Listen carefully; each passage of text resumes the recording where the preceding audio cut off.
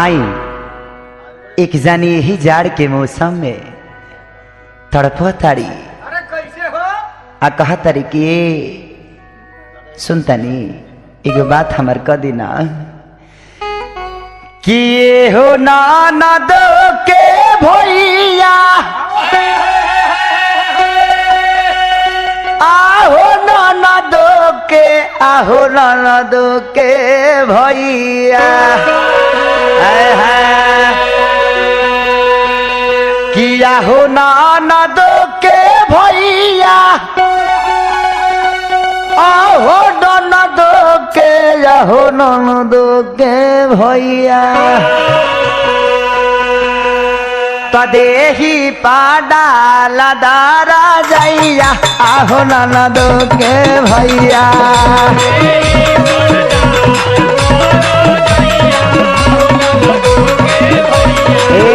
देही पाडा लदारा जैया आहो नाना दो के भैया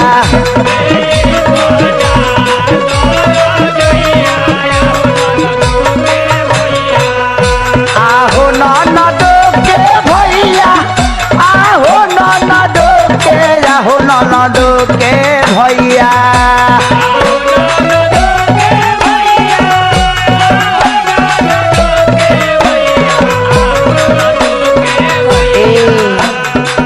धैले बाहा मारा जड़ैया आहो नाना दो के भैया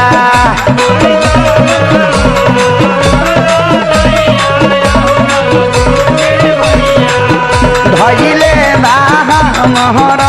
जड़ैया आहो नाना दो के भैया अरे दिया हो दिया क्या बात है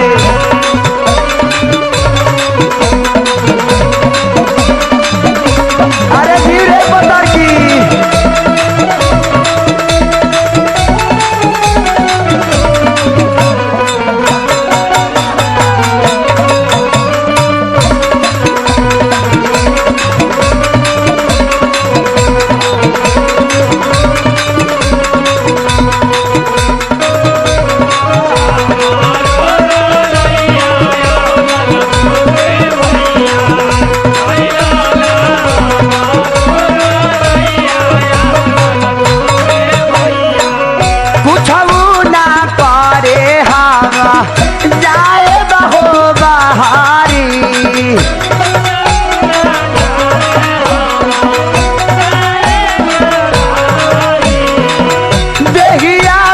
सटके सूता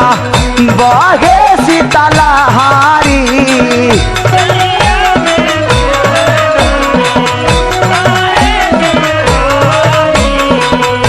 आहो नाना दो के भैया आहो नाना दो के आहो नाना दो के भैया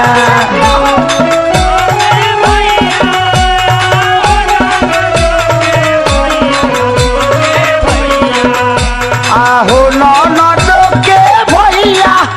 आहो नाना दो के आहो नाना दो के भैया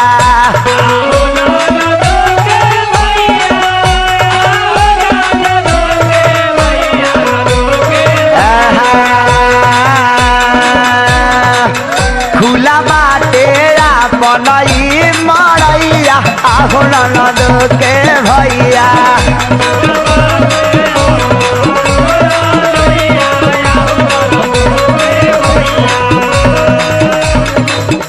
बनई मरैया आहो नाना दो के भैया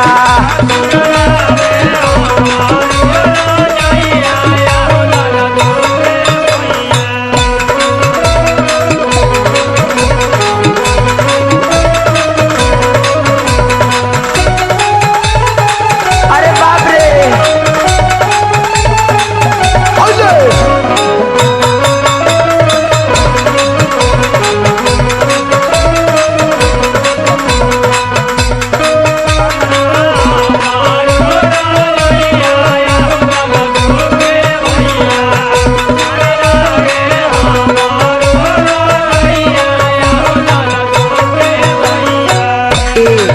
एगो काम कर दो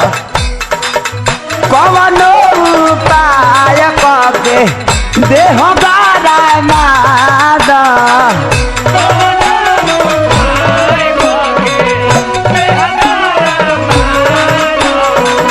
एक और बात बता कोरावा में अपने सोइया हमके सुताल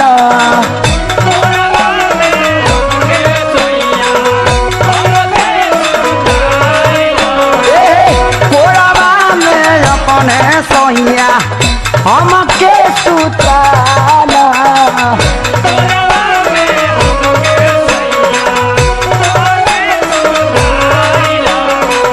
औरतिया कलश की राजा आहो ननद के भैया आहो ननद के आहो ननद के भैया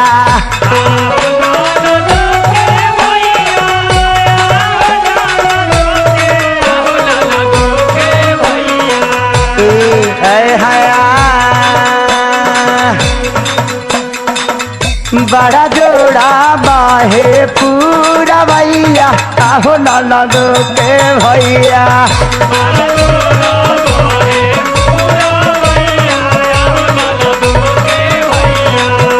बड़ा जोड़ा बाहे पूरा भैया आहो ननद के भैया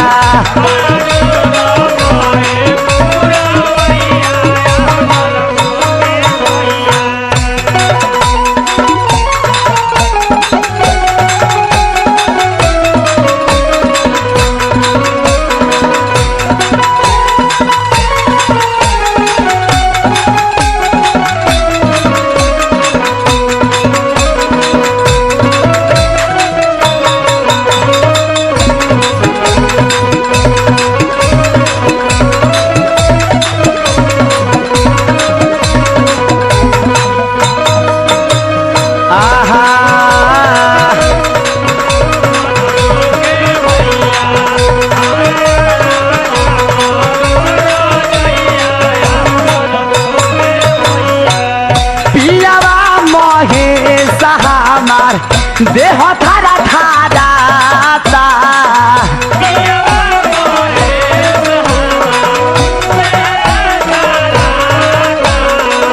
सुना माघ के ताला नहीं हम से सहाता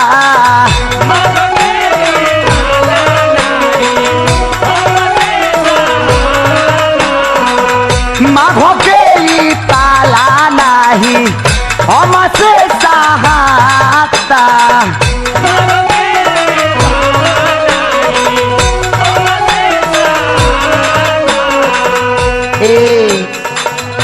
आहो ननद के भैया आहो ननद के आहो ननद के भैया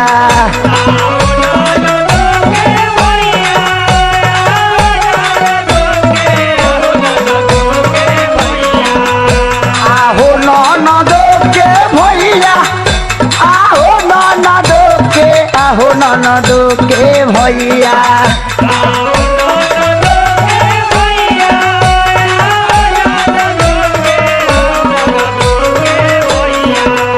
आहो ननद के भैया आहो ननद के आहो ननद के भैया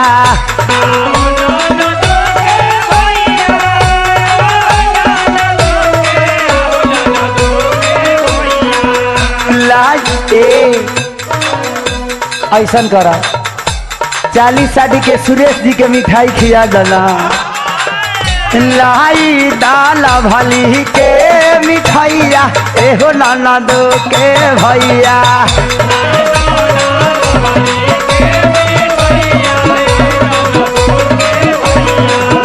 गप गप खियाई दा मिठाइया एहो ननद के भैया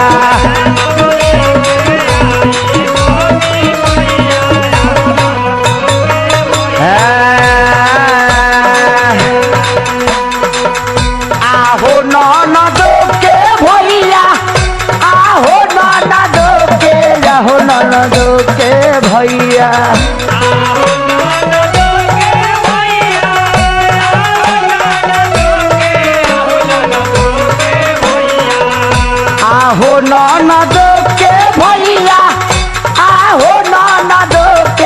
आहो ननद के भैया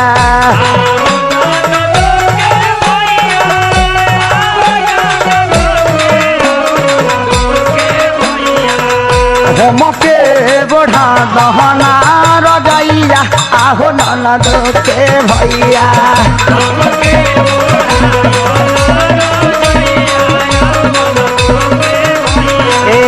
हमके बुढ़ा दाना रजैया आहो ननद के भैया